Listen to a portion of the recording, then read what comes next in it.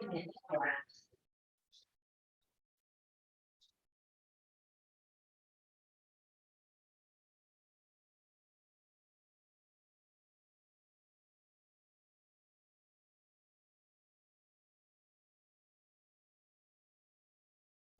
afternoon, everybody. Thank you for joining us. We'll give a few minutes for participants to join the call before we start.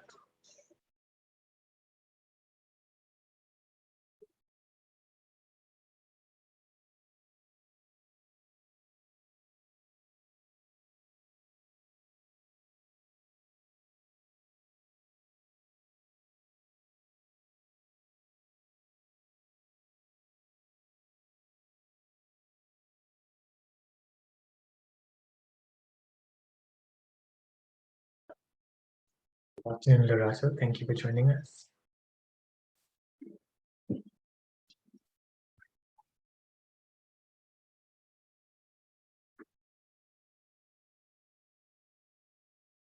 Good. The numbers are starting to stabilize, so I'm going to start. So good afternoon, everybody, and thank you for joining us this afternoon.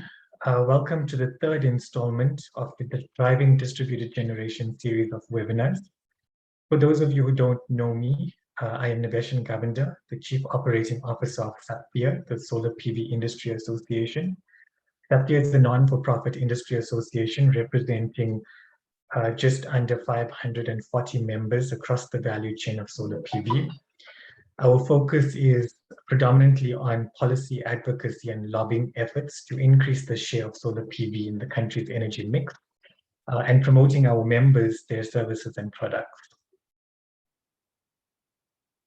Next slide, please, Kim. Please do follow us on social media and join the conversation. You'll see a number of hashtags in front of you. Please use them when joining the conversation so we can track your comments on the conversation. As the representative voice of the solar PV industry, SAPIA is constantly working towards collaborating with stakeholders across the solar PV sector to share knowledge and to drive effective change. Driving the residential, commercial, and industrial market segments to take up more distributed solar PV generation in South Africa will build local competence with global standard and accelerate the local renewable energy market, thereby creating more opportunities. With the policy reform we are seeing and an attractive business case, distributed solar PV generation is becoming more and more relevant. Understanding that the new ERA Schedule 2 will allow for wheeling and multiple off-takers, there's an increased need for effective procurement in solar PV. With this in mind, SAPIA has partnered with the Minerals Council and the Intensive Energy Users Group to present a six-part series of webinars to address key areas that our industry needs to better understand. We are also very grateful to our series sponsors, Genesis Eco Energy and Rand Merchant Bank, who make this information sharing possible and allows you to participate in these conversations free of charge. The series program has been well thought out. Can we go to the slide with the series program, please, Kim? Has been well thought out to cover relevant and important topics. In the spirit of knowledge is power, our aim is to share as much information as possible and encourage more participation in driving distributed generation. The dates and topics of upcoming webinars, part of the series, are on your screen, so please do participate. Today's session will focus particularly on the buyer's perspective, entitled Procuring Solar PV, a Buyer's Guide. Drafting the scope of work requires careful consideration and should be based on legal considerations, technical criteria, energy output requirements, and a suitable financial offer. Today, we have an esteemed panel of who will take us through these various aspects. We will be looking at the guidelines created by the CSIR based on their experience of procuring solar PV assets. We will also cover the buyer's thinking in decision-making and cover more in detail the legal and technical considerations when undertaking distributed generation projects. Before we start, please can I ask that you engage our panel by posting your questions on the Q&A function. There will be a facilitated Q&A session at the end of the webinar. The content prepared by the speakers are planned to be useful and informative and will therefore be shared with all participants after the session. I do hope that you will enjoy the session we have planned for you. So without further ado, let me introduce our first speaker, Mr. Lawrence Pratt. Lawrence joined the CSIR Energy Center in 2017 as a principal researcher. He is originally from the United States, where he managed a solar PV testing and certification lab for 8 years. He currently manages the solar PV team within the Energy Center, which recently commissioned an accelerated stress testing facility for PV modules to support the PV industry in South Africa. The team also developed an online training course and guidelines for cost-effective procurement of photovoltaic assets for municipalities. He will be presenting these key areas you need to consider when procuring solar PV. Over to you, Lawrence. Great. Thank you so much. Good afternoon, everyone, and thank you, Sapia, for this opportunity to talk about our guideline on cost-efficient procurement of PV. Next slide, please. Next slide. Yeah. So we'll talk a little bit about the Energy Center, PV systems, and then focus in on the key sort of differentiator we think that this guideline offers. Next slide, please. So first, a word on the Council for Scientific Industrial Research. We're a national scientific agency and with the main campus here in Pretoria. And there are lots of different sort of focuses within the CSIR. And I work in the Energy Center, which is a fairly new center for the CSIR, maybe 5 years old now. And within the Energy Center, we have several groups. I fall into the Energy Supply and Demand Group. And across the Energy Center, we have something called the Smart Utilities Program. And so the procurement process and the PV that we have under operation now is part of the Smart Utilities Program. Next slide, please. So as part of that program, we have procured over roughly 2 megawatts of PV since 2015. We have a single axis track system, dual axis track system, and then a number of rooftop systems. And we're showing here the CapEx that was spent in those years, and the levelized cost of energy for the electricity for the lifetime of the plant promised by the supplier. Next slide, please. This is an overview of our campus here in Pretoria. It's a fairly large space. It's a beautiful area. If you have a chance to visit, it's quite lovely. And the color coding shows the ground mount PV systems up at the top, up at the north end of the campus. Orange are the existing rooftop systems. We have 3 additional rooftops that will be added in the coming year for another 500 kW, let's say. We have 2 testing facilities. The green dot there in the center, that's our outdoor testing lab. And the green rectangle at the bottom is our indoor accelerated stress test lab. We also have electric car vehicles, car charging stations, and some demos on thermal storage for the ICC-AC program. Next slide, please. So through our experience and then research, we consider the many ways that PV generators may underperform. For the most part, we consider them to be, reliable systems that will produce energy for the long term at the least cost in today's world. But there can be issues, and we want to kind of focus our research and efforts in to try and reduce the risk. And so I'm going to be focusing today on this sort of grouping of predictions were too optimistic and the procurement process in particular. And so out of that, we developed the PV Procurement Guideline. Next slide, please. So the PV Procurement Guideline is nearly done. It should be published soon, and we'll make that information available. But this is the basic outline of the document. We have an introduction section, a requirement section, the interconnection section. So that's an important part to think about when you bring in PV into an existing building. How does it fit mechanically? How does it fit electrically into the existing infrastructure? And then we go into the procurement part, which is really the crux of the document. And in that space, we offer this calculator, this LCOE calculator, which is a simple Excel spreadsheet to help in the bidder selection. And it calculates the guaranteed performance ratio and the liquidated damages that would impact the contract after 3 years. And then I want to kind of wrap that with a pre-construction testing that we suggest clients follow through on, and performance monitoring once the plant is commissioned and ready to go. Next slide. Oh, and before, so then those three things, the key thing here is that those three concepts, ideas, and numbers need to be baked into the contracts, starting with the tender document, so that all bidders are cognizant of kind of what the plan is in terms of pre-construction testing, guaranteed performance ratios, and penalty clauses. That needs to be integrated upfront into the contract for this to be effective. Next slide, please.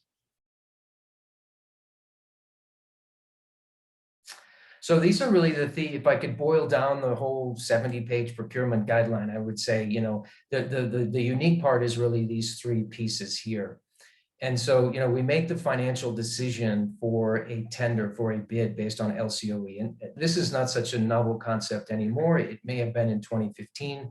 We struggled a bit with, procurement processes because there was, the idea of buying an asset. You're basically buying future energy, and that didn't, fit well with our existing, processes for CapEx. So we worked through that. I think the LCOE should be pretty well understood at this point. The second point is the EPC company is held accountable for 3 years of O&M. So this was also a difficult thing to implement in the early days. Now we're used to it, at least within the CSIR. But the idea here is that the EPC company is incentivized to produce, to design, procure, and install a high quality, high reliable system, because they're on the hook for 3 years of O&M. So if they can demonstrate that after the first 3 years, the plant is performing well and as expected, then we as the client who then take over the plant, we have a much higher chance of having a plant that will perform over 25 years.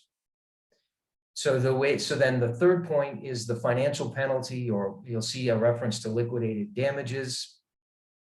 If the EPC company fails to deliver on the guaranteed performance ratio during those first 3 years, they're subject to a financial penalty. And in our cases, so we've applied something like this in all of our PV plants, and the first 2 PV plants that finished their O&M period did not meet their guaranteed performance ratios. And so we were able to recover the losses or return to that financial base case that we used to sort of motivate for the PV in the first place. One with some extended free operations and maintenance, and one with actually some additional capacity. The supplier provided an additional 15% capacity at no charge to meet the guaranteed performance ratio. And as a result of all of this learning, we ended up with this PV Procurement Guideline, which goes into much greater detail on the process than what I'm describing here. The next slide, please. So this is a snippet from the LCOE calculator. We tried to keep it as simple as possible and still be useful. So when you provide this LCOE calculator with the tender documents, and you ask the suppliers to input these 6 values based on their performance model. And you as the client input these, the values in the lower box here, so that everybody is operating from the same page. Same weather file, same assumptions about finance, lifetime of the plant, same assumptions about the lifetime OpEx costs. They can input their own first 3 years of OpEx costs since it's on them, and that affects the LCOE. But this is the gist of it. A simple interface that then goes to the bidders. They fill it out and return it as part of the tender package, as part of the bid. Next slide, please. And from those inputs, the calculator spits out these 3 numbers. One is the levelized cost of energy. And so that's what we would expect the lifetime cost of energy to be, starting with today, and then of course escalated. But we then use this metric to rank and rate the pricing. So when you're in the process of ranking bids based on price, you just simply look at the LCOE. So we find that greatly simplifies the process, keeps everything on a level playing field. The second point that comes out is the guaranteed performance ratio. So based on the weather file and based on the performance model from the bidder, they would have to then meet this guaranteed performance ratio of 76%. So in this case, after 3 years, they need to demonstrate that the plant performed at 76% or better. And if they did, then that means that the client will actually realize this 87% or 87 cents a kilowatt hour. If they don't meet that guaranteed performance ratio, then they're subject to this liquidated damages. In this case, the calculated value is 270,000 Rand per percent. So if they, at the end of 3 years, the plant was only performing at 70%, these guys are on the hook for 270 times 6%. So it's a sizable chunk of change that truly incentivizes the EPC to do a good job up front and a good job maintaining the plant for the first 3 years. Next slide. So then the other point that we talk with about clients is this idea of pre-construction testing. And we mentioned this in the intro that we just recently commissioned an accelerated stress test lab. And the idea here is that we or you as a client can learn about the expected long-term performance of a PV module in a matter of a few months. And if you include this kind of testing, at a minimum, I think it's fairly standard to include things like IV performance tests and electroluminescence imaging. But on larger plants, we would advise to include accelerated stress testing and to put that in the contract so that the supplier is now put on notice to say, okay, we're going to take some random sample, a small sample, but a random sample of the modules dedicated for the project, and we're going to run them through these tests that should be easily passed for a certified module. So if the supplier is giving you a certified module, of course, it should have no issues passing these tests. But in some cases they don't. And so we're trying to say, look, let's just make sure we catch the underperforming modules before they go in the field. Next slide, please.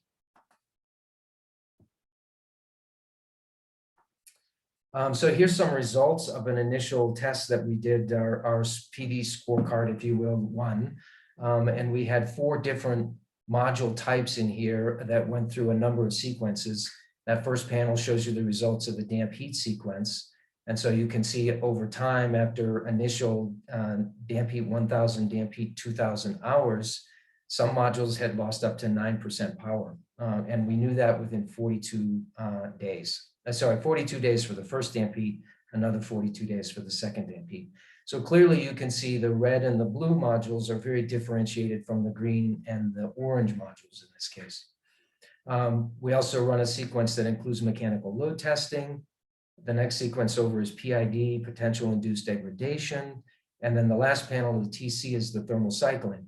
And this one is interesting to me. Again, you see the same 4 colors there, but there's 3 modules from each supplier, and you see the red modules up at the top have only lost about 0.5% power over these TC600 compared to the green modules that have lost 2.5% power. And if you then sort of extrapolate that out to what might that mean in the real world, you can see down here on the bottom, that could be a difference of, that could indicate a difference of 0.3% per year degradation versus 1.5% per year degradation. So even though all those modules did well in the sense that they had less than 3% power loss after 600 cycles, we can actually still see differentiation across the BOMs. And that can be important and useful information when you're trying to build a PV plant. Next slide.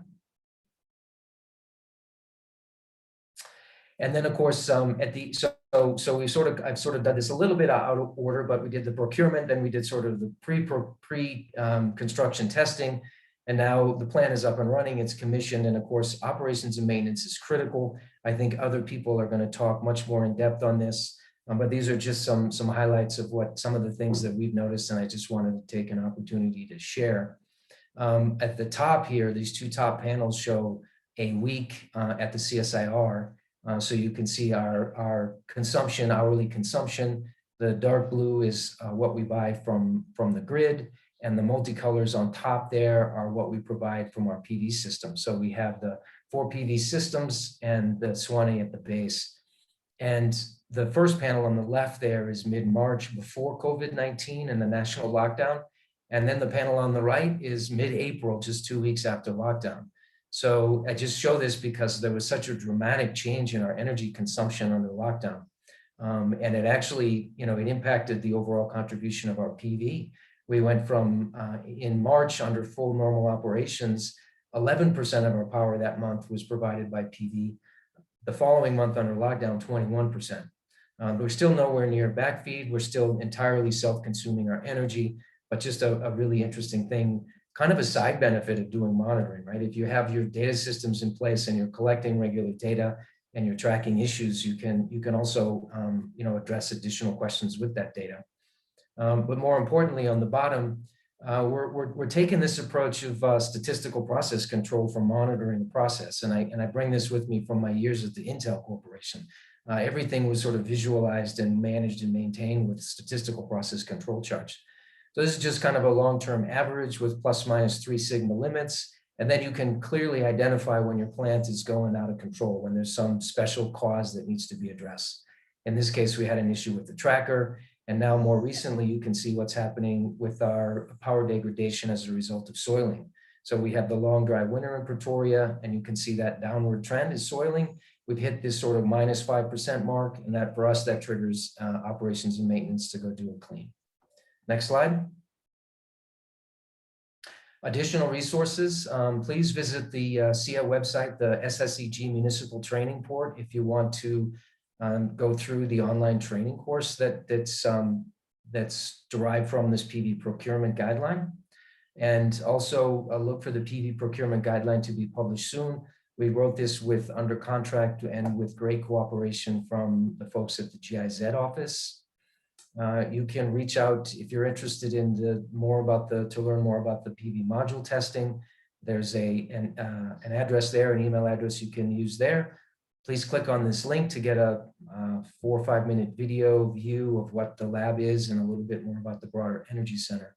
And then of course, contact me with any specifics. Thank you very much. Excellent. Thank you very much, Lawrence. Thank you for the informative presentation. I think has set the scene, covering the key aspects that one needs to understand when procuring distributed solar PV. I think the real life experience has also given great insight in how you look at these projects once they've been built. It has given participants a true good view of the requirements and the planning that goes into the decisions when building solar PV.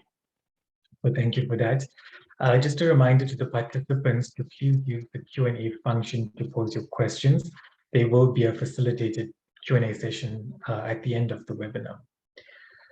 One of the key disconnects is between the end user procuring solar PV and the industry players supplying different solutions. Today, we are fortunate to have Ms. Elaine Botha from Goldfields. Elaine is an admitted attorney, practiced as an advocate for 10 years, 2 years as an attorney, and 4 years as a public prosecutor. She is currently the head of legal and compliance at South Deep Mine, which is owned by Goldfields, holding a B Proc LLB and an LLM, and a master's in environmental management. Elaine will be giving us insights into the thinking and decision-making processes from a buyer's end, thereby presenting the buyer's perspective and covering the needs analysis, planning, and procurement processes. Over to you, Elaine.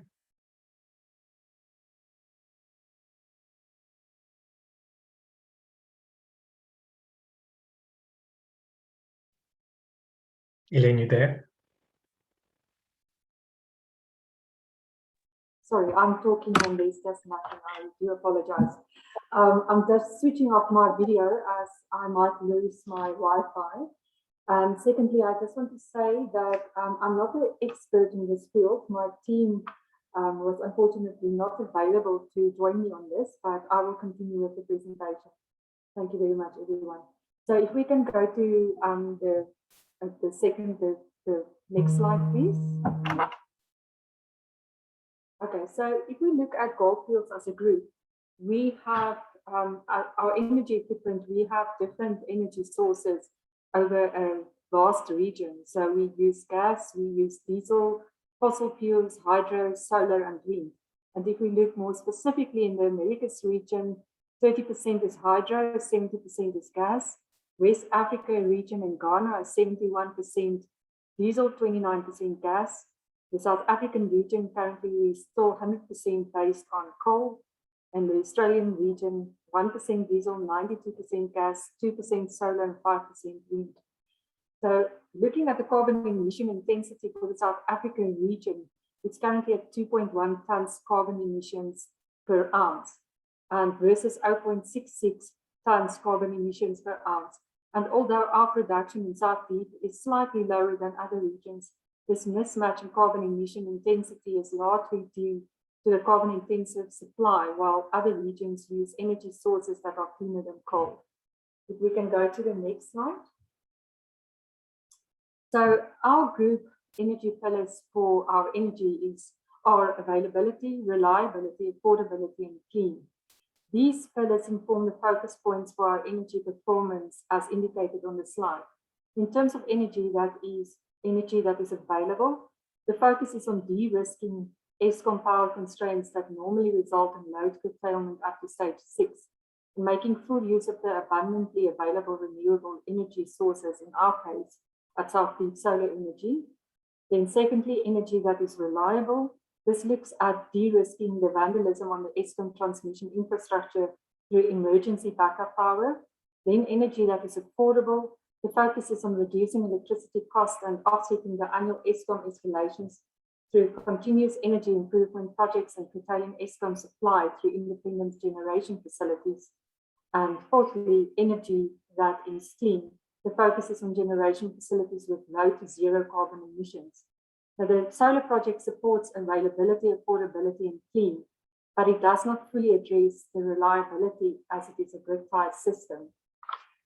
And if I look more closely to the Drive at South Deep strategy for the future in terms of our energy output, we consider the following aspects, namely finance, stakeholder, internal business processes, organizational capacity, and 500,000 ounces at $750 per ounce. Firstly, if I look at finance, currently our electricity cost amounts to about 10% of our annual cost. If we move to solar, we can have savings of about 110 million, which amounts to 22% of our annual electricity cost. Our stakeholder consideration, electricity currently makes up 93% of our carbon emission, and we can reduce our carbon emissions by 100,000 tons from 500 to 400. And with our solar project, we aim for 85% local content. We further aim for 30% of renewable energy by 2030 and to be carbon neutral by 2050. And our aim is to create 240 project jobs and 12 permanent jobs. With regard to our internal business processes, our consumption is currently 500 gigawatt hours per annum. Our solar will be 94 gigawatts hour per annum, and our current maximum demand is 60 megawatts. Our solar plan design output is for 40 megawatts. If I look at organizational capacity, as indicated before, that according to the solar plan design, the output would be 40 megawatts, and it will be constructed and operated by the owner, and therefore we will actually build in-house skills. And 500 at 750, the margin will be driven into the business. In other words, the plant will take costs out of the business and eliminate disruptive power interruptions, and the replacement electricity will be generated at 10% of the cost of grid electricity. And thereby we will use green energy, which contributes to the sustainability of our resources, contributing to the country's energy needs, and will assist with securing jobs in South Africa. So if I look at slide 3, so our journey, please go back, one back. Yes. So our journey with regard to our 40 megawatt solar plant was initiated in 2015 with a request for information for alternative energy supply, which was to be procured through an IPP model. The solar energy resource proved to be the most cost-effective energy source at the time, and the PV system has a 25-year lifespan, while our life of mine is 70 years. And the long life of mine provides comfort that the mine will make full use of the system up to the end of life. A technical feasibility study was conducted in 2017, in which 4 potential sites were identified. And based on the demand profile at the time, the 2 times 20 megawatt site, in other words, 40 megawatt, was selected as a preferred site because the solar energy would be consumed by both shafts. And following the delays and amendments in regulation and policy, we decided in 2020 to opt for a self-build and operate model. The mine production is increasing and the load will increase due to additional cooling requirements. The 40 megawatt solar plant was initially planned to supply both shafts, and the production forecasts indicate that the 40 megawatt will cater for one shaft as production ramps up. If I go to the next slide. So this is a slide that shows a typical day in Q1 2021. So although the solar plant will tie into twin shafts, this graph shows the total profile for solar fleet, which includes both shafts. The dark blue line shows a typical solar generation profile. The green line shows a day in 2021 whereby the demand for solar fleet was a maximum demand, in other words, 60 megawatts. And the dark red shows the resulting Eskom grid power with a dip during peak sun hours. There is an opportunity to reconfigure maintenance shifts to avoid any solar energy spillages and to assist Eskom with the rise in the evening peak when the load picks up outside solar generation hours. And unfortunately, I have to deal with 2 slides which are not part of this presentation, but why I'm mentioning it is one is our key highlights with regard to our solar plant is that we will use about 115,776 solar PV panels, which is over an area of 118 hectares. It amounts to about 200 soccer fields. And sorry, I just want to say, so the last slide will show, that is where our power plant will be situated. And we will generate about 339 kilowatt per hectare. There will be 2,144 mountain structures. We will use 268 150 kilowatt inverters, and 22% of South Deep's total electrical demand and more than 110 million of electrical cost will be absorbed by the solar PV plant. We have an attractive payback, and our carbon footprint, as already indicated, will be reduced by 100,000 tons per annum. And then I just want to quickly go to the process that we followed, and I do apologize, I will how we applied for our NASHA application and for the Eskom application, which the last mentioned most probably will still be applicable. So we started with our NASHA application in June 2021 because at that stage it was still more than 10 megawatt as we applied for a 40 megawatt generation license. And we also made an application to Eskom because we have a grid-tied system, as we have to have an independent generation facility that will connect to the Eskom point of supply. So the licensing process with NASHA commenced in June 2020, as I already indicated, and it continued up to February 2021. And I'm just going through it because this is the process that we followed at that stage. And it had 3 stages, namely the information and evaluation stage, the final stage, and then also the generation license authorization. At that stage, the documents, the application had to be acknowledged within 5 days, and documents had to be reviewed, and the questionnaire had to be finalized with regard to the site within 60 days.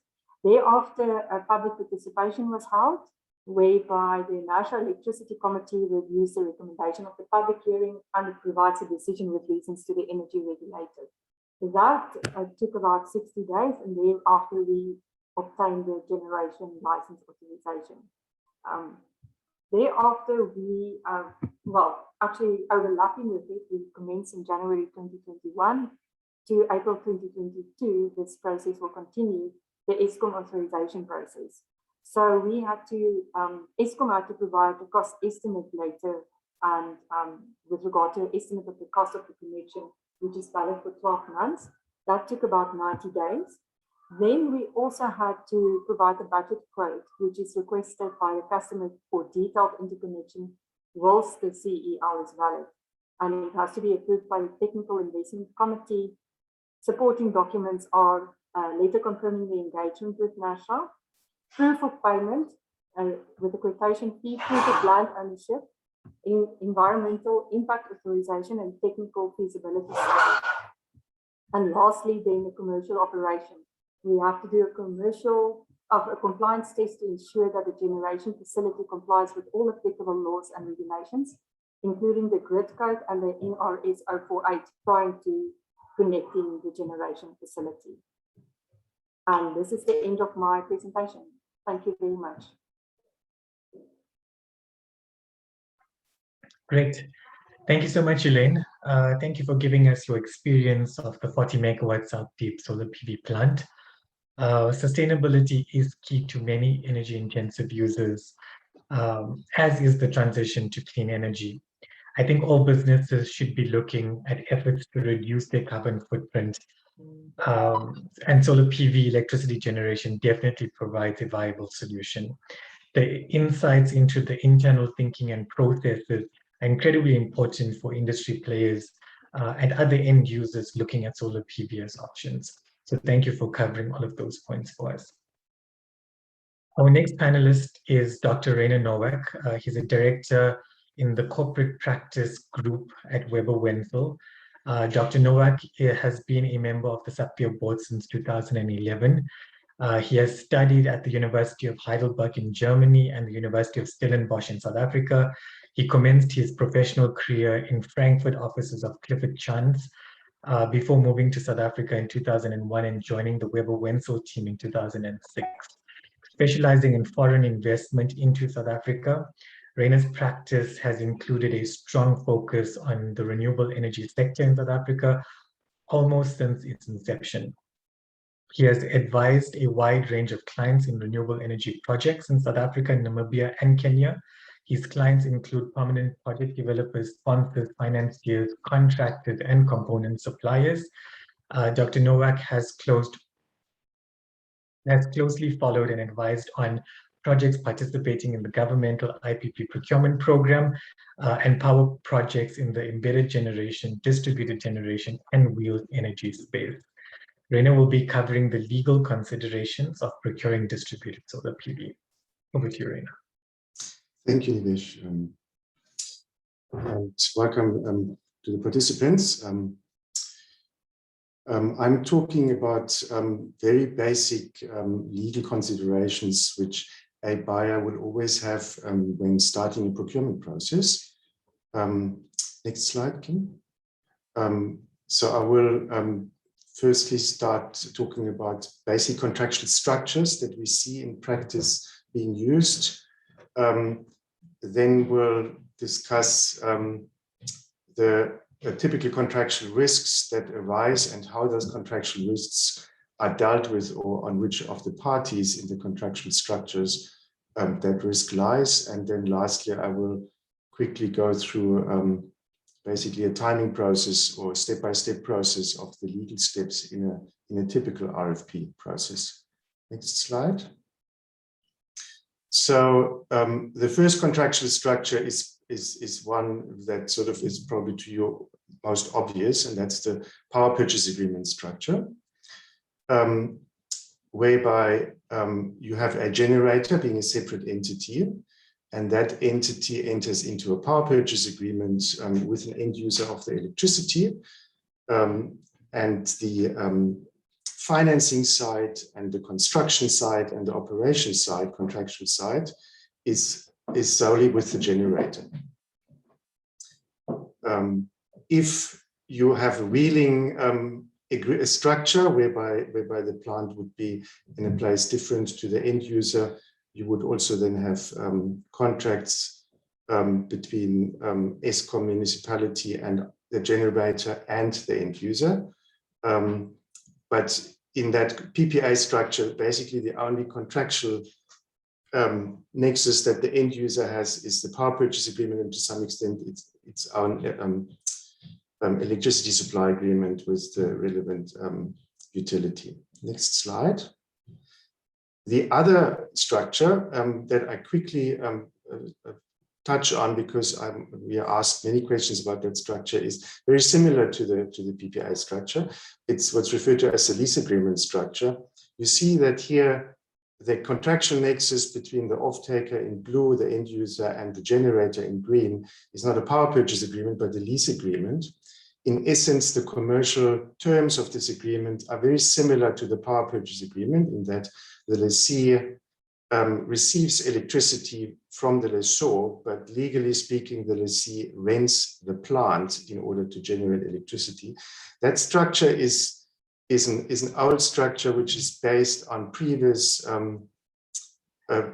times without Schedule 2 exemptions, where a contractual structure was to be achieved, where the lessee actually doesn't buy power, but generates basically its own power. So in future, you won't see that structure in the market anymore, because we have now obviously the previous Schedule 2 exemptions and now the new Schedule 2 exemptions. But I just wanted to mention it because these structures are still out there, and clients of ours sometimes ask about that structure. Next slide. The third structure is basically the other different structure to the PPA, and that's the build own operate structure. Goldfields project that was not described earlier is based on this kind of structure, whereby the end user actually builds its own plant, owns its own plant, and operates its own plant. So you have the generator and the end user is basically in the same entity, or at least group of companies. And you see that all the participants, the other project participants, have now their contractual relationships with the generator / end user. So the end user will either use corporate finance or asset finance with the bank. There will be an R&M contractor, there will be an EPC contractor, or other construction agreements.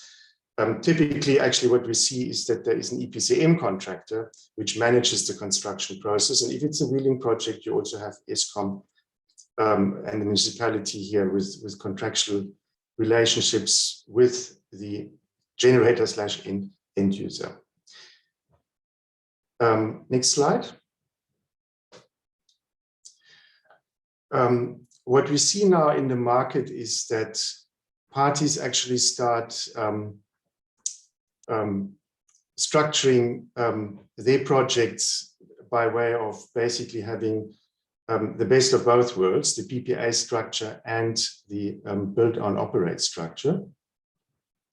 I refer to that as the hybrid structure, whereby you still have a clear separation from a legal point of view between the generator and the end user, and there would be a PPA. But the end user actually takes some risk by way, and also possibly finances the plants partially by way of actually becoming a shareholder in the generator. You typically then have still other IPP shareholders, because typically the end user in the hybrid structure will not hold more than 50% or more, not more than 49%, less than 50%. What then typically also happens is that in these structures, you have a BEE shareholder, so that the end user then actually can utilize that procurement and for its procurement scorecard under the BBBE Act. You see here that the generator in that entity has now still its relationships with the sponsors, the banks, and the contractors.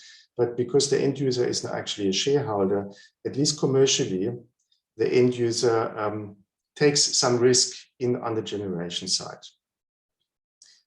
Now, the fundamental difference between the two in terms of the economics, and I'm not talking too much about the economics, obviously, as a lawyer, but one of the main drivers of parties using the build on operate structure or the hybrid structure is the cost. Because if you have a PPA structure, the end user will obviously have to pay somehow for the finance cost that the generator has, and will also have to pay for the equity return expectation that the sponsors have. In the build on operate structure, the end user and the generator are the same, and it's basically a question of that the end user then receives the electricity at cost.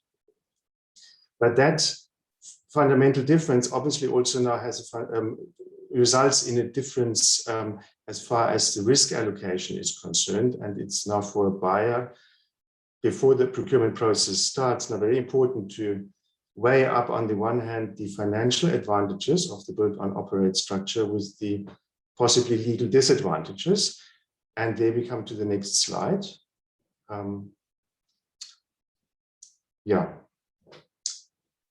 So I go now through basically typical construction risks that you have in these kind of projects and compare them in relation to these particular structures. So as far as the construction risk is concerned, the construction risk is the risk that the plant will not be completed within the required performance parameters or within agreed timelines or within the budget. Clearly, in the PPA structure, the generator carries that risk. Obviously, the generator will to some extent pass that risk on to a contractor, depending on the contracting structure. If it's an EPC contractor, more risk is put onto the contractor.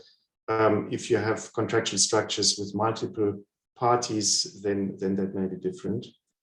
In the lease structure, which is very similar to the PPA structure, it's obviously also the lessor, like the generator.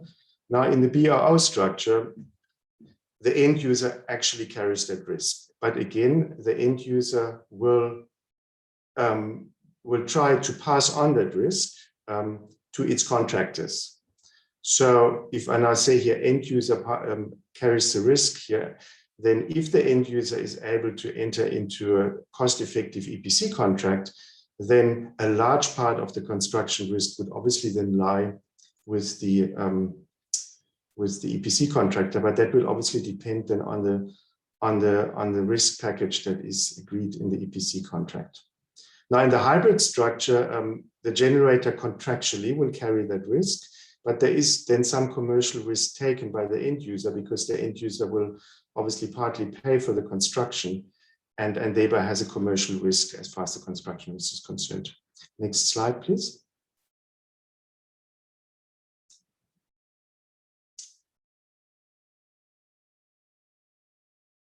There was, I think, a slide before Kim, but yeah. Okay.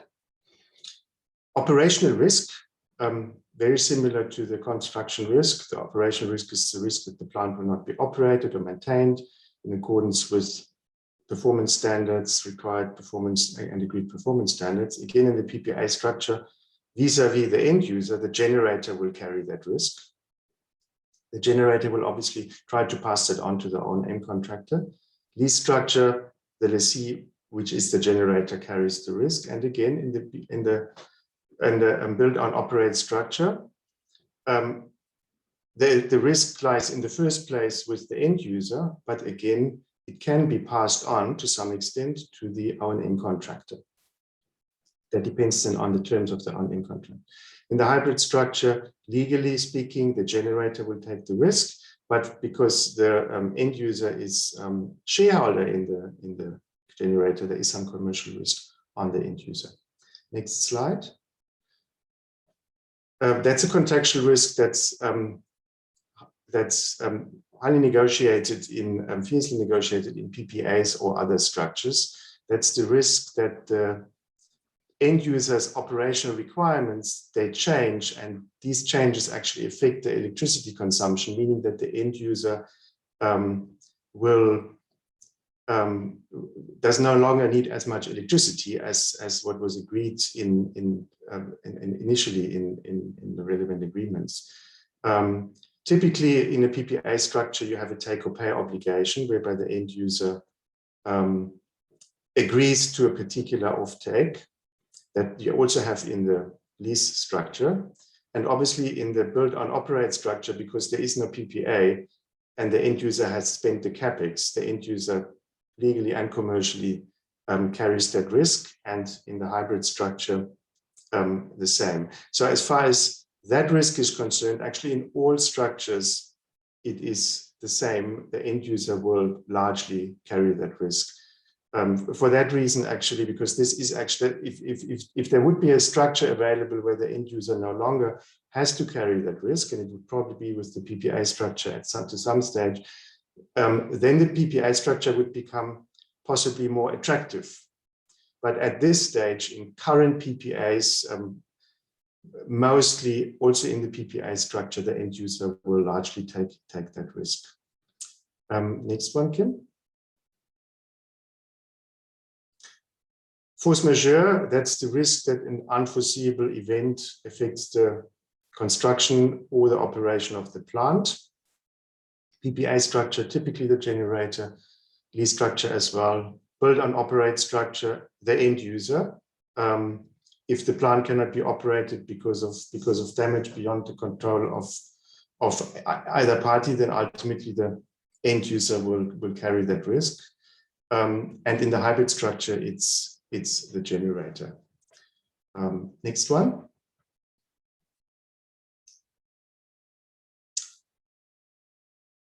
Last risk that I discuss is change in law. Always a very also fiercely debated clause in these type of agreements.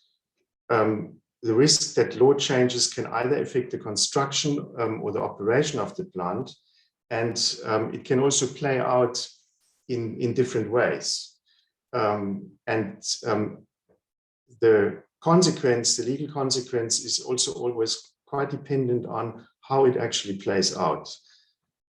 So if you have a situation where law changes and it makes it impossible, illegal, to operate the plant, or it makes it impossible for the end user to buy power, because the regulatory environment would change. In the PPA structure, that risk would typically lie with the generator, because the generator is now no longer able to operate the plant. If the change in law results in a cost increase, so you can actually still operate the plant, but there is an additional cost to it. If it's in a wheeling structure, potentially the wheeling charges change, the use of systems charges change. That is then subject to negotiations in the PPA, and we have seen all ranges, that the generator gets full compensation, that the generator gets only partial compensation for a cost increase. So that can be negotiated in a PPA structure. Similar in the lease structure. Build on operate structure, obviously, because there is no other party, that risk will ultimately lie with the end user. If the end user would no longer be allowed to produce its own electricity, the end user obviously will sit on the cost. If the end user will have to pay higher fees to ESCOM, since there is no generator separately, the end user will basically have to pay that itself. And in the hybrid structure, you have again that situation that it lies legally, possibly with the generator, but there would always be also an element of commercial risk taking, because the end user is part of the shareholders, and thereby takes over commercial risk.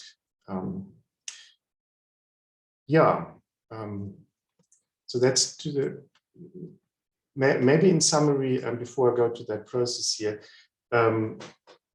what we have seen is obviously that large parties with entities with large balance sheets, and which also possibly have sophisticated internal capabilities to run this kind of process, they more and more actually opt for a build on operate structure because of the cost savings. In this structure, there are still some sort of turnkey elements in the contractual structure, in that, for example, the owner will continue working with the developer, and the developer sort of on a turnkey basis has to basically procure that the development is successful to the extent that's possible. Or construction risk is put onto an EPC contractor, or operational risk is at least partially put onto an O&M contractor, so that ultimately the risk taking, the risk allocation is not only with the owner and operator, but it's actually with the contracting parties with the owner operator. But the cost saving as far as the finance is concerned, which is not going over the generator, is then still there. And that is, at least for these parties which can basically afford it, is actually a very preferential way of structuring it. Okay, then maybe just, most of you will probably know that run through in the typical RFP process. In most instances, there is a fairly formalized RFP process. There are sometimes projects where an owner or an end user will enter into direct conversations and negotiations with maybe only one party. But in the majority of projects, the off-takers go through a formalized RFP process with then a preferred bidder award. And the first agreement that is then normally entered into after the preferred bidder award is then the PPA. Often, not always, but often those PPAs are already prescribed in the RFP. But despite the fact that they are prescribed in the RFP, there are, in my experience, still negotiations on that PPA. Once the PPA is signed, then at least the regulatory approval applications are then only submitted mostly. When the developer would already have worked on them before signature of PPA, but typically in certain instances you also need the PPA actually to apply for your regulatory approvals. Given that now we have a new regime, the license application is no longer required for a lot of projects, for projects under 100 megawatt, but there is still going to be a NERSA registration, as you may know. And depending where the off-taker is, the end user, you may have municipal permissions and registrations, which are also still necessary. And if there is a wheeling structure, then you will obviously have to enter into those what's collectively referred to as wheeling agreements. That's on the generator side. It's typically the connection and use of system agreement with its wheeling annexure, and the end user will have to do an amendment to the electricity supply agreement in order to be able to reconcile the credits with its own use. These type of agreements are still sort of quite time consuming, whilst the regulatory approvals with the falling away of the license requirements are hopefully now obviously much easier. That's my presentation. Thank you very much. Good, thank you very much, Rainer. Your perspective has always been well informed and presented in a useful manner. I think we saw in your presentation the contractor relationships and the associated risks need to be carefully considered, and parties need to be on the same page in terms of understanding the requirements and delivering appropriate solutions. So thank you for putting that presentation forward. I will ask colleagues, I see that we're not receiving too many questions. Please can I ask you to take the opportunity to use the Q&A function to pose questions to our speakers. Our last presentation will be done by Ms. Chanda Kumalo, a professional engineer with 15 years of experience in the renewable energy and power sector. She has extensive experience working in a technical, business development, and executive capacity in African, American, and European markets. She has also a successful track record of identifying and successfully converting new business opportunities in both developed and emerging markets. Chanda has supported financial close for a 150 megawatt wind farm in Senegal and served as transactional advisor on 375 megawatts of solar PV projects and a 100 megawatt wind project for Home Mutual Investments Group. She has also assisted in the development, negotiations, and review of EPC and O&M contractual arrangements for wind and solar PV projects. She also provides investor due diligence and market entry support. Chanda holds a master's in engineering and economics and management from the University of Oxford. Chender will be presenting the technical considerations when procuring solar PV, with some focus on asset management, operation, and maintenance of projects. Over to you, Chender. Thank you, Nafesh. Hi, everybody. Please ask questions as we go along, and we'll try and respond to them. Kim, I think we can just skip through, as Nafesh said, the MD of Harmattan Renewables. We're a technical and commercial consultancy business based in Johannesburg, covering projects across the continent. I think you can skip through. Next one. Yeah. Okay, so I think it's been useful with the previous speakers. A lot of my presentation covers some of the topics that they've covered, but hopefully gives you an overall summary. And I think it's been useful. Rainer's talked through the RFP process, and then Elaine also touched on Goldfield's strategy and how they thought about procuring power. So what I'm trying, as Nafesh said, I'm going to focus more on the O&M side of things, but I've tried to just summarize what you need to think about as a buyer when you're looking at the RFP. And you saw that Elaine had those 4 blocks. You need to identify clearly what the goal is of what you're trying to achieve by purchasing renewable energy through whatever structure it is. As Rainer explained, there's quite a few different structures, but what is the goal of your organization? Because everybody's is different. Are you looking to reduce costs? Are you looking to save energy? Do you want to drive security of supply? Do you want to drive security of pricing of energy given the increases in ESCOM tariffs and municipality tariffs? Or are you trying to meet green obligations for your organization?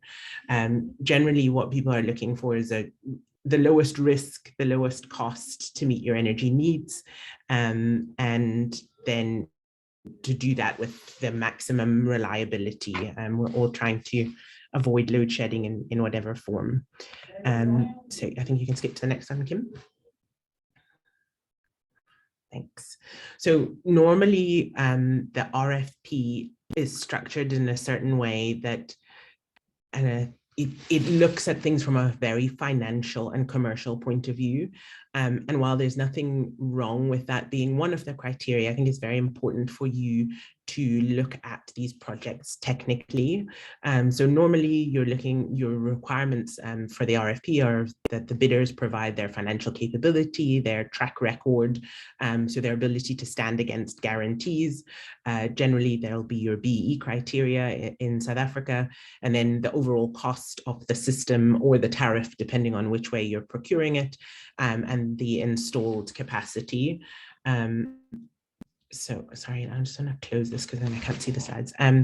So there is nothing wrong with that. And we all agree that you want a company that's experienced enough to be able to deliver the system that you want, that has an experienced team who have done this before, and so minimize the risk of it not being done properly, and then have financial standing to provide you with the insurance and the guarantees. But what happens as a byproduct of focusing only on the financial is that then these RFPs aren't necessarily prescriptive enough from a technical point of view. So what you'll get is a whole range of submissions that often have a lot of caveats and assumptions, and makes it very difficult for you as the buyer to compare exactly what you're getting and understand what is going to be delivered in terms of power from the project. And the outcome as well is that often, because if you're only considering price, what a bidder will do or a contractor will do is give you the minimum required installed capacity at the minimum required quality to keep the price down. So you will see that your pricing makes sense, but you won't necessarily have a project that's going to last over the life of what you're intending it to. And I think Lawrence touched on this as well. If you don't put in place the testing and checks that after a couple of years that your plant is not providing the generation that you're expecting it to do. So you need to be sure that you're comparing apples with apples, and that understanding that there's limited room for interpretation by the contractor, as otherwise this gives you variations and can lead to disappointment. Okay, Kim, the next one. Thanks. So one of the ways, the easiest ways to avoid this disappointment and make sure that that everybody's responding to the same criteria is to provide the bidders with as much information as possible. So I think you saw from Elaine's presentation that there was quite a detailed feasibility study that was carried out by Gold Fields as the owner or the RFP, the person running the RFP, in order to inform what they were actually trying to build. And this is an important part that a lot of companies don't take into consideration. They put 100% faith, I guess, in the contractor and don't necessarily go through as much as they need to in-house. So while we're on a SAPVIA webinar, I mean, you saw again from Elaine's presentation that it doesn't necessarily only have to be solar PV. You can look at other renewable sources as well. Storage is becoming something that is looked at quite a lot more. So, stipulate what you are looking for, and if there's a requirement in terms of resource type, as much information as you can provide about the site or the facility. And so, while Goldfields are looking at ground-mounted projects, other companies may be looking at rooftop projects. And so there's slightly different requirements between those two, but you need to provide that specific information. One of the other useful ways to minimize interpretation is to provide site assessments or the data for energy yield, so that everybody's working off of the same base to do their calculations and provide you with any yield forecasts for the projects. Rooftop projects, you can provide aerial photography, building plans. You want to understand the shading, you want to understand the electrical connections and the voltage that the project will be connecting in at. If there's any structural analysis of the buildings that can be provided to the bidder. Ground mounted and wind, looking at the permitting, any topographical maps or geotech studies, and the use of the land surrounding the project that you can provide bidders with. All of this means that they don't have to make assumptions that lead later on to them varying the quote that they've given you. Ideally, you provide them with an energy demand profile for at least 1 year, ideally 3, and that allows, and you saw from Lawrence's operational checks, that then you can understand better when the resource is most needed, and hopefully align the bidders can align their proposal with exactly when you need the power. So you'll see in the bullet points kind of a breakdown of the ideal information that you would provide. And then I've put land availability, so more for the ground mounted projects, but just to understand whether you as the company are providing the land that the project is going to be located on, or are we looking at a project that's going to be wheeled from an existing facility under development from another project or from the developer's own portfolio. And if you are providing the land, then again, Rainer had touched on this, but who's responsible for the permitting and the development rights, and is it part of your facility? So who's going to take on the work, basically, to ensure that the project is permitted in time. And then lastly on this slide, just ideally what you want in order to do the evaluation is a standard format for each of the respondents. So what are the kilowatt hours that are going to be generated per annum over the lifetime of the project, and some other common metrics to basically allow you to do direct comparisons on each of the submissions. Okay, Kim, next slide.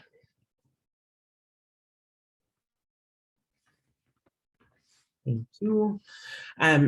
I think, and again, Rainer touched on this as well, you need to be clear as part of your RFP what people are going to be evaluated on, and that will make your life easier because then they're going to provide exactly the information that you require.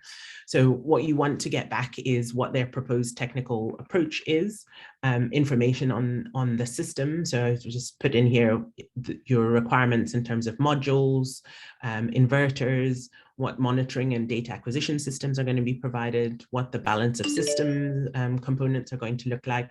If you're including storage, then you want to know peak capacity, the duration of the storage, what its degradation looks like, how it's going to be replaced and operated.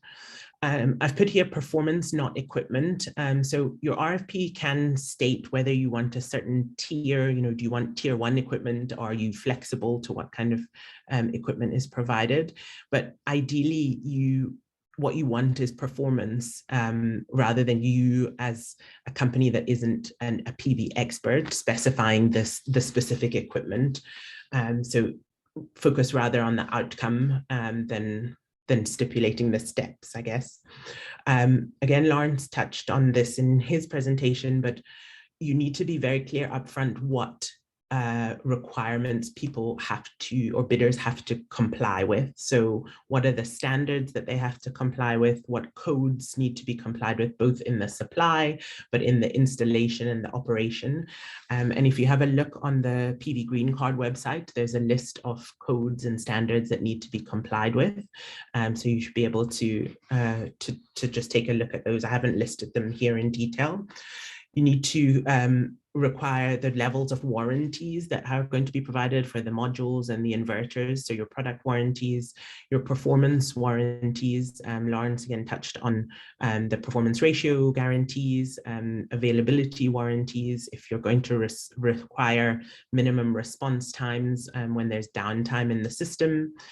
And all of this will then link to your damages, your liquidated damages. And I think that the calculator that Lawrence showed is very useful for you to then demonstrate what the actual loss would be to you if they don't meet the warranties and guarantees. The other thing that you want to know is what the schedule is for constructing your project. So it's all well and good that you're purchasing it, but there is a cost associated with a longer construction time, for example. So you want to know what the timelines are for your project to be delivered, when payments are going to be made on what key milestones of the project, ideally a breakdown of what the material costs are. And here, just to clarify, time equals risk for both the developer and the investor, as well as you as the purchaser. So if you can minimize the amount of time in the construction and get your plant online faster, then the overall project should cost you less. Okay, next one, Kim.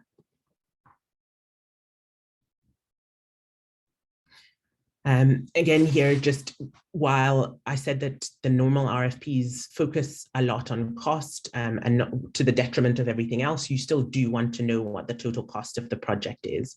But ideally, you'll get a breakdown of the different areas so that you can compare across your bidders where what is more expensive and what makes more sense financially, and potentially go back to them. So looking at the costs of design, the permitting and engineering costs that they've included, the cost of the modules. I mean, the costs of modules at the minute are changing all of the time. So understanding that, I think, is key to making sure that your project is viable.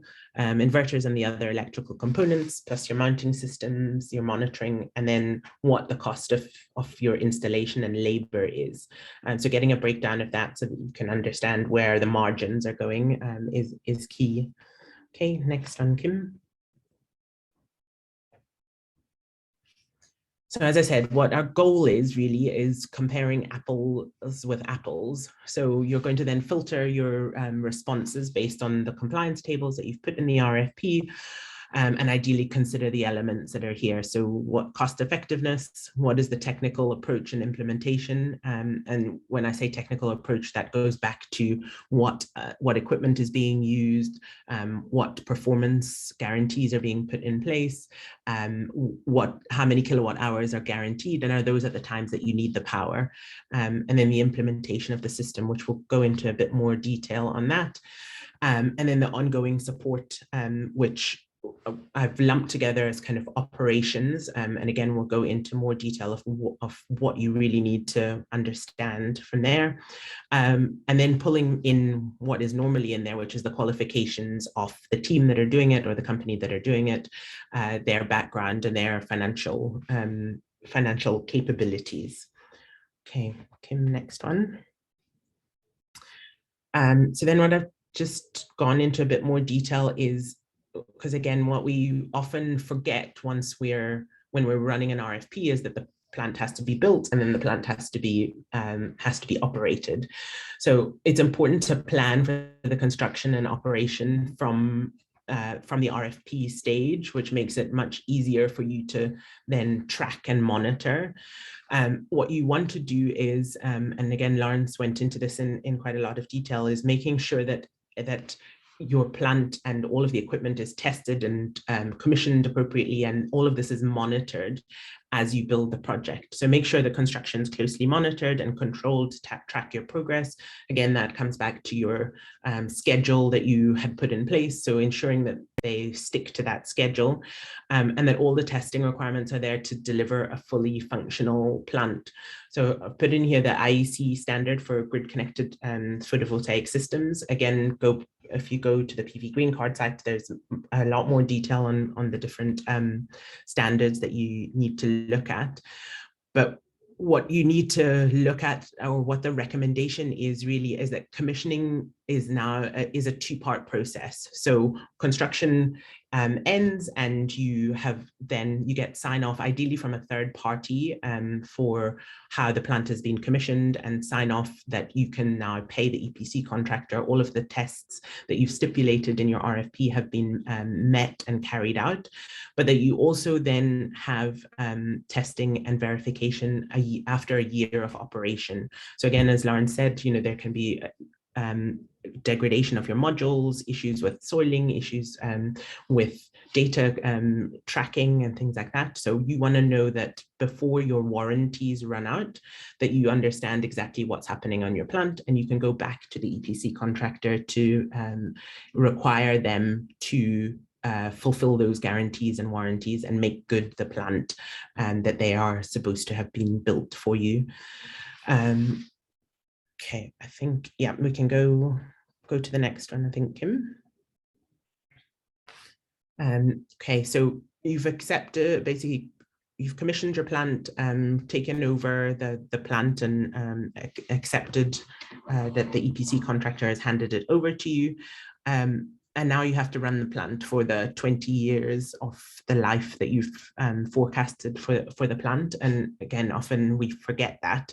So you need to ensure that the plant is going to be run in line with and deliver power in line with your original projections. And I think especially some of the earlier projects, that was forgotten. We just assume that solar PV is a simple technology, and we don't need to make sure that it's maintained and operated properly. So in your bid, you need to ensure that you've got both the scheduled maintenance and replacement of your critical components or your spare parts as required, but also your unscheduled maintenance. So making sure that there's any responses to breakages or downtime by the EPC contractor or a third-party O&M, and that you have the ability to monitor and verify your system's energy performance. So it's well and good relying on that third party, but they have other plants, and their obligations are slightly different from yours. So they're aiming to do as little as possible to meet their guarantees, whereas you want as much power as possible out of the plant. So there's a slight mismatch between that, and it's really important that you manage them and their operations of your plant. Plan from the RFP stage for replacement of key system components, so inverters, for example, or for replacement and oversizing of batteries, and have clarify the frequency of when they forecast that that needs to happen, and have the cost factored in over the life of the project. This will all impact your LCOE and your cost of power. Costs of O&M can vary hugely depending on your system. So again, try and standardize the requirements so that when you're doing your comparison across the different bids, you're comparing, again, your apples with apples.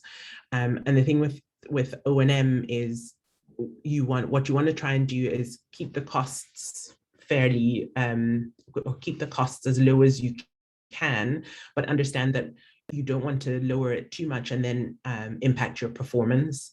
So the benefit of good O&M is really increased performance on your plant so that it's performing above the warranted levels, which results in basically more power for you and a lower cost of energy. Kim, I think go to the next one. Okay, so as I said, just you're designing in the O&M considerations with a goal of having maximum performance of the plant from the beginning. And I'm not going to read through all of these, but just it should be considered in the design, and the engineering from the beginning of your RFP. So in the selection of the type of materials that you're using, the ability for your inverters, for example, to be connected to remotely, for you to do testing and software configurations so that you're minimizing staff having to go out into the field. So all of these things to take into consideration from the beginning of your project that allow it to operate to a high level through its lifetime. Okay, next one, Kim. And so in terms of the construction and operations, one place to look if you want to understand or get examples of good contracts to use. And again, as Rainer said, ideally as part of your RFP, you will have draft contracts that are provided so that then the bidders are reviewing those and understand exactly what your requirements are. They will be negotiated through the process, but they understand what your starting point is. So you can have a look at opensolarcontracts.org, and these are kind of freely available contracts that allow you to basically, you can just download them and then use them for sending to bidders. But what you want to understand then is making sure that all of these bullet points that I've put in here are included in the price that's been provided by your bidder. So who's covering the asset management? Are they covering the operations? What level of maintenance are they covering? Is it just the scheduled, or are they including the unscheduled? In terms of balance of plant maintenance, so are they responsible for ensuring any works on the roof, or if it's a ground-mounted project, are they responsible for vegetation management? Lawrence again mentioned the soiling, so who's responsible for the cleaning? How many cleanings per year are included in your contract? Because what you don't want is then to be having a fight when your project is underperforming and you realize that they need cleaned, and suddenly there's an additional cost that's associated with that because you haven't factored it in up front. Are they managing the spare parts? What's your availability guarantee, your performance ratio guarantee? Are they meeting certain service standards? And again, we mentioned the standards in terms of supply, but they also ought to meet standards in terms of the level and the type of service and O&M that they're providing. The qualifications of the contractors, and as I said, we often assume that because the PV is simple and therefore you don't need qualified staff to work on the projects, which is not true. So make sure that the company and the people that are going to be working on your plant are suitably qualified to work on it. This is particular for all plants, but particularly for plants that are in public spaces, that they're going to meet health and safety standards and not cause issues to the public or to the plant as a whole. Get an annual maintenance plan so that there's then no argument going forward about what does and doesn't have to be done and by when it needs to be done. that there's remote monitoring provided, and that you have access to that data, and how they're reporting and how often they're reporting. So make sure this is all discussed and agreed upfront, which allows you to then police and monitor the contract over the life a little bit easier. I think, Kim, that is my last slide. Just check. Yes, it is.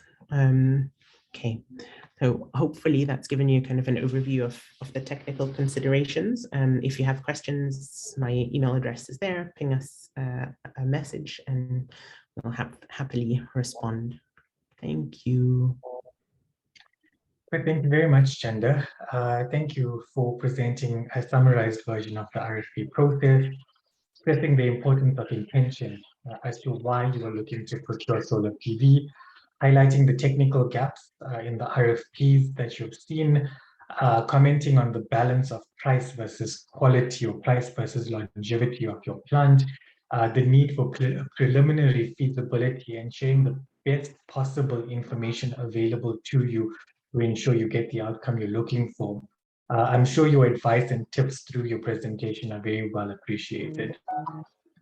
With that, I see we have a few questions, very few questions. So I think panelists, you're getting off easy on this session. I'm sure people are just tired of all of the webinars that have been happening over the last few months. But nonetheless, let's get into it.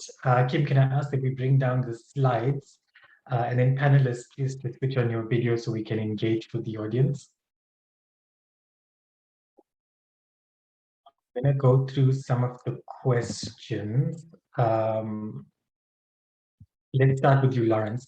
Lawrence, is the question about the O&M contract.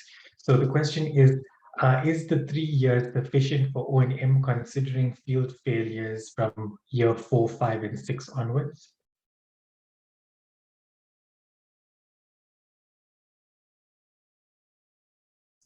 Yeah, can you hear me? Am I back? Yes, Am I online? Okay, sorry. Yeah, I was struggling there with my controls. Yeah, no, I mean the 3 years is yes and no, right? I mean it's we saw just from the last presenter that sometimes maybe full acceptance happens after 1 year. So 3 years is a little bit better than that. The 3 years really comes from the public procurement guidelines. It's difficult for a public institution to enter a contract that extends beyond 3 years. It can be done, but it requires some extra paperwork. That said, I think that the risk is certainly highest initially when everything is new and interconnections are happening and wires are crossed and things blow up, and you work all that stuff out certainly within the first 3 years. Things like long-term degradation of PV modules is hard to ascertain in that short period of time. If you have battery storage in there, you know that there's some issues. There's going to be some replacement costs, but factoring in replacement costs of things like inverters and batteries is a key part of the initial contract to begin with. So 3 years is the only reason we say 3 years is really it's driven by that public procurement guideline. Law, I should say. Yeah.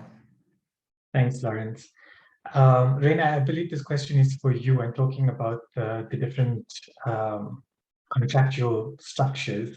Were there any specifications used to come up with the different structures? Not quite sure I understand the question. It's basically the structures that we see. You never, you quite often obviously don't see exactly the exact structure, but it's basically the group of structure, the type of structure, and I try to describe them because when buyers consider then going into an RFP process as far as the legal side is concerned, this is basically one of the very first questions that also we as advisors would ask. What kind of structure legally do you have in mind? Do you want to have a third-party generator, which is basically sort of the IPP model between the industry, the IPP industry and ESCOM, or would you consider being the owner of the plant, which financially makes a difference, and obviously all the contracts that develop from that structure, they're then quite different. So this is from a legal point of view in a way the first question that we would ask, and that's how I now try to describe the structures in this presentation. I hope Good, that thanks answers for the that. question. Thanks for that. There's a question on capacity for local manufacturing. Would any of you be able to take that question, or can we just park it? Okay, let's park that question. Elaine, for you, from both the buyer's or generator's perspective, is it possible, or is there room to address or negotiate the time of use restrictions from Eskom particularly, to allow much more relaxed regimes such that one can eventually bank or offset power using the grid?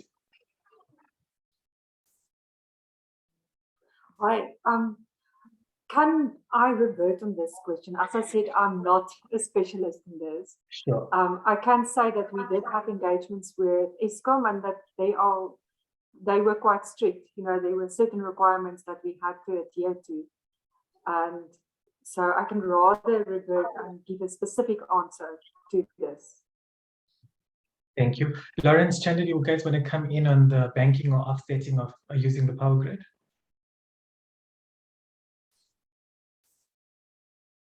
Lawrence, come.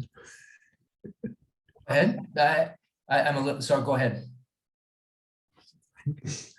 I mean, Emission, what's the question? I'm sorry, I'm sort of struggling with my controls, but I'm back online here. What's the question? So just talking about banking or offsetting using the grid as storage. Yeah. I mean, it certainly, it sort of breaks, it makes things just so much more, I guess, affordable if you don't have to supply your own storage and do your own and maintain your own storage system. So if you can give back and forth to the grid, it really opens things wide up. But I think it's really, so technically it's feasible and it's done quite often in other parts of the world, but it really comes down to the legal regulatory structure at the local jurisdiction. So, but it's certainly, you know, there's a huge service that the grid provides by enabling that. And there, you know, the financing and the structures and the tariffs that are paid to do that need to be considered. But honestly, I think it's just more of a legal regulatory question than it is technical. Technical, it's certainly the right way to go in my view. Rennie, you want to come in? Yeah, in our experience now, we talked to Eskom. Eskom is at this stage very strict about those things. It's to be seen whether they change their views. As a lawyer, I'm always maybe pessimistic about these kind of things. Obviously, in any of these projects, these topics come up. I mean, wheeling projects, then obviously particularly, and it would also ease the contractual risk allocation tremendously if particularly also on the banking, if these things could be resolved by Eskom. But at this stage, it's not, and that means that the off-taker, the end user on the one hand, and the generator on the other hand, have very hard contractual negotiations on who actually of the two takes now this risk, given that this risk is outside the control of both parties. You know, that the plant generates electricity at a particular point in time, but the off-taker actually doesn't need electricity at that particular point in time. And that risk must then be allocated between the parties in a commercial negotiation, and that's quite difficult. It would be much easier if Eskom would simply allow or would have some flexibility, because then that risk would be lower. Excellent. I think that covers. Thank you very much. Chanda, with regards to O&M, is there a general expected cost attached to O&M? Perhaps an estimation in terms of rand cents per kilowatt hour, considering that solar PV plants are generally good to be monitored remotely? So you're looking at in my head is in euros, so 5.5, 6.5 euros per kilowatt peak. But I think in terms of when you say they're good to be monitored remotely, I don't think that's necessarily true. So you need to differentiate between the operations / asset management, and again, Lawrence will jump in here, and the maintenance of plants. So you can look at data remotely and see how your plants are performing remotely, but you still need to have the ability to go on site and fix issues and rectify faults at the plant site over the life of it. So I think don't confuse the two or don't squish them together, and allow for the cost of both of those, because often we roll them into one and that therefore don't take into consideration the full requirements of running a plant. Hopefully that answers the question. Lawrence, I don't know if you want to add anything there.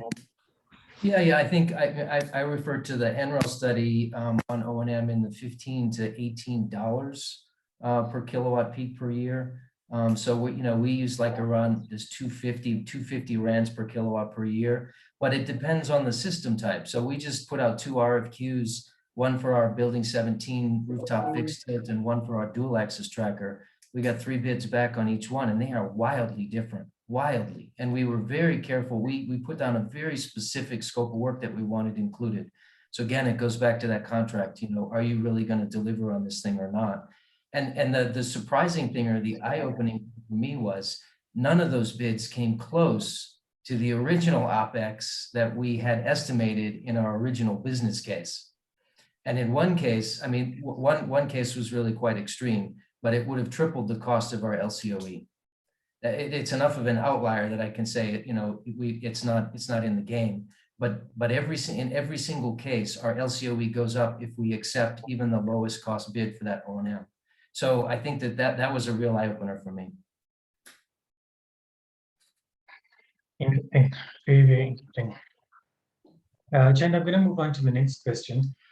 Kevin gives us some stats here, saying that 1 in 3 participating PV module manufacturers fail to implement basic quality controls that protect end users from safety failures, and 26% of bills of material eligible for the scorecard had at least one failure, as compared to 20% in the previous years. Modules are still failing tests the same way they did 5 years ago. So his question is, considering more than 200 megawatts of modules have had to be replaced in the first 3 rounds of the REAP program, how do technical advisors manage the quality, reliability, and durability of the products they specify, and what does the technical due diligence involve when it comes to components? A loaded question. I know. No coffee for you next time I see you. So look, I think that especially in the first few rounds, there's a few of the manufacturers that have gone bankrupt since round 1. There's been issues with some of the modules that were used. So there's a combination of things, right? I don't think you look at how technical advisors specify it, but we feed into a process where an owner decides, and there's cost implications of everything. So there's choices made in order to meet a tariff and win a tender.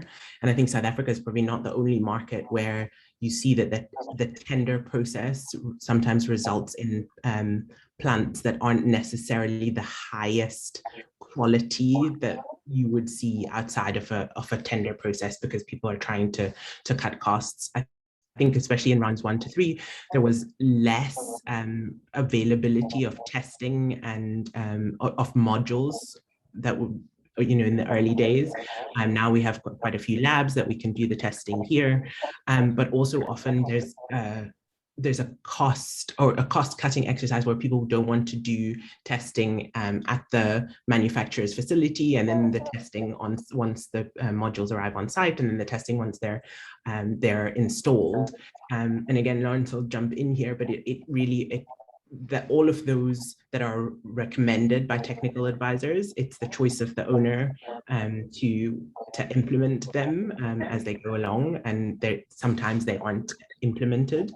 From a due diligence point of view, what often happens is that you're relying on, as you say, PVAL tests and on desktop data to allow for the bankability of modules, but we need to throw into the mix here that we're not just procuring modules. You can't just procure any modules that you want. You also have the local content requirements that you have to meet, which sometimes means that lines are not are not as established, or the companies that you're using are not as established as some of the international manufacturers. So I think all of that plays into the stats that you're quoting there. Hopefully that's a politically correct enough answer. Thanks, Chanda. And maybe back to Kevin. As part of a long-standing relationship with the association, we should ask them to write a technical paper on this as well. What is the best practice going forward? There's another question here. Lawrence, maybe to you. Does developers take into account lightning risk assessment as per SAN 62305 when tendering for projects? They often see this overlooked within the initial design and becomes financially costly to retrofit. Yeah, yes, I think there's probably a varied approach on that. And there's different, when you talk about lightning protection, you know, what are we talking about? So, you know, do you need air terminals on the end of every single, you know, rack on your roof or in your field? You know, that's a decision point. Do you need surge protections in your combiner boxes? Do you need surge protection on your comms line? And what we do specify in our contracts now is the surge protection on the combiner box and the comms line. The comms line it's that little Achilles heel. It's that little thing that can come up and actually blow an inverter. If there is a lightning strike on the ground, we found in one case, our theory at least is that it did hit the comms line, and then the surge went and hit and blew out 2 inverters. It did enough damage to the inverters that they had to be replaced. And that's a fairly simple device to be put in initially, is a surge protector on the communications line. And then surge protectors on combiner boxes are probably pretty standard. And again, in our case, then it's where do you put that? You know, we put it after we had some PCBs, some custom PCBs, so we could do string level monitoring put in one of our initial plants, but it was before the surge protector. So we could blow out the monitoring system and still save the combiner and ultimately the inverter downstream. Long story short, I think there's a varied solution, but really when you ask the question, think about, you know, the different levels of protection you can do as well. Now on our rooftop outdoor system, you know, where we're testing other people's modules, we actually do use the air terminal rods. So we do want that ball of protection from lightning strikes down onto the exposed rack and modules. On our generators, you know, every module is the same. So if we blow out some bypass diodes from a lightning strike, or even melt some junction boxes, we can pull those off and put spares on. It's a little harder for us to do when it's a customer's module. So maybe that's another point to think about. Good. Thank you, Lawrence. Conrad, Chanda also spoke about the list of standards that are listed on the PV Green Card and recommended for distributed generation projects. Lightning protection is included in there, and the requirement for those certificates is also included in there.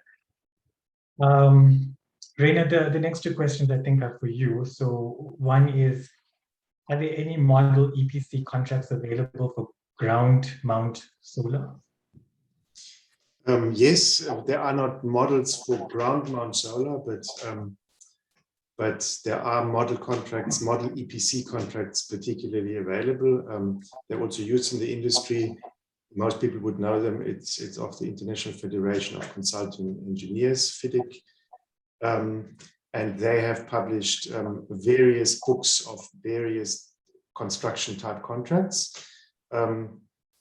And yes, they are available actually on the internet, and you can pay for them. But the model contract nature does, in my experience, not lead to an easy negotiation process, because these contracts will then still be negotiated between the generator and the EPC contractor, for example. Good. Thank you for that. And then a general question, I think, Reina, maybe you can also take this one. With the continuous decrease in the cost of panels and potential long-term decrease in project costs, how could one structure their contract to take advantage of future energy reduction costs? Well, firstly, actually, the decrease of panel costs has actually stopped. We actually see an increase at the moment. But anyway, even if it were to decrease, the nature of the contract is that you need to have the panels at a particular point in time.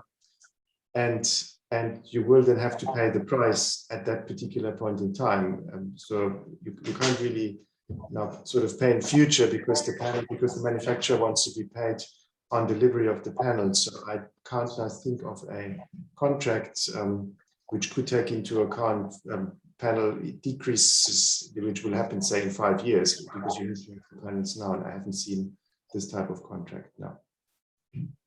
Good. Thank you so much for that. I see we have a few minutes remaining. I'm going to pose some questions to the panelists just to give us some more information. Maybe, Lawrence, to start with you, you spoke about the testing facility that the CSIR has now opened up. Can you talk about what kind of service offering that will offer to the industry? Very briefly. Yeah, so it's focused on the PV module. And so we do what I call the quality testing, which is sort of the performance of the module now, the performance and safety aspect of the module now, IV characteristics, electroluminescence imaging, wet leakage safety testing. And then, but I think but there's some capability like PV Insights already does that.